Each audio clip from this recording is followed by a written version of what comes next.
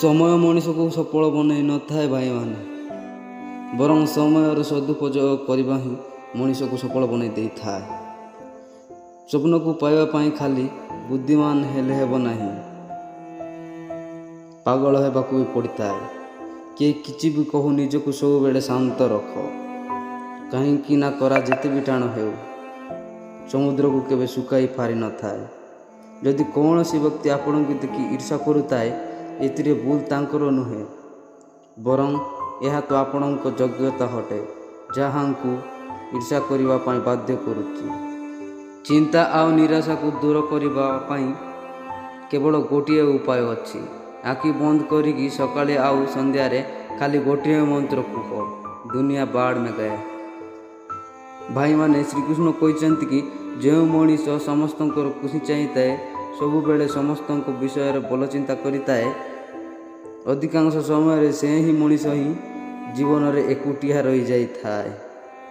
ଯେଉଁ ମଣିଷ ନିଜର କଷ୍ଟ କହିନଥାଏ, ଏହାର ମାନେ ନୁହେଁ ଯେ ତା ଜୀବନରେ ସବୁକିଛି ଠିକ୍ ଅଛି। ସେ ମଣିଷ ଭିତରେ ଭିତରେ ନିଜ କଷ୍ଟକୁ ଲୁଚାଇ ବଞ୍ଚିବା ପସନ୍ଦ କରିଥାଏ, କାହିଁକି ନା ସିଏ ଜାଣିଥାଏ ଏଠି କିଏ ସାଥ ଦେବେ ନାହିଁ।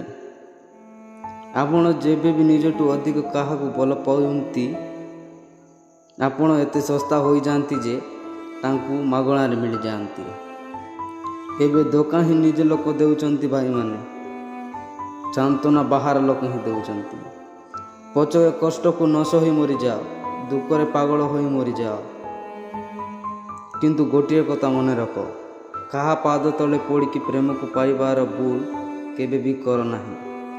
ଏହା ଏମିତି ଏକ ସମୟ ଭାଇମାନେ, ଯେଉଁଠି ସରଳ ଲୋକଙ୍କୁ ବୋକା ଭାବିଥାନ୍ତି।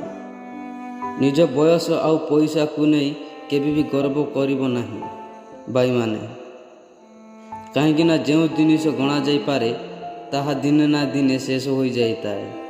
ଅନ୍ୟର ଖରାପ ସମୟରେ ହସୁଥିବା ଲୋକ ଏକଥା ମନେ ରଖିଥିବ ଭାଇମାନେ, ସମୟ ଯେବେ ସ୍ୱୀକାର କରିଥାଏ, ଚତୁଃପାର୍ଶ୍ୱରୁ ମାନେ ସବୁଆଡ଼ୁ ପ୍ରହାର କରିଥାଏ। ବାପା ମାଆଙ୍କ କଥା ସମସ୍ତଙ୍କୁ ଖରାପ ଲାଗିଥାଏ, କିନ୍ତୁ ବାପା ମାଆଙ୍କ ସମ୍ପତ୍ତି ସମସ୍ତଙ୍କୁ ଭଲ ଲାଗିଥାଏ, ହଁ କି ନା?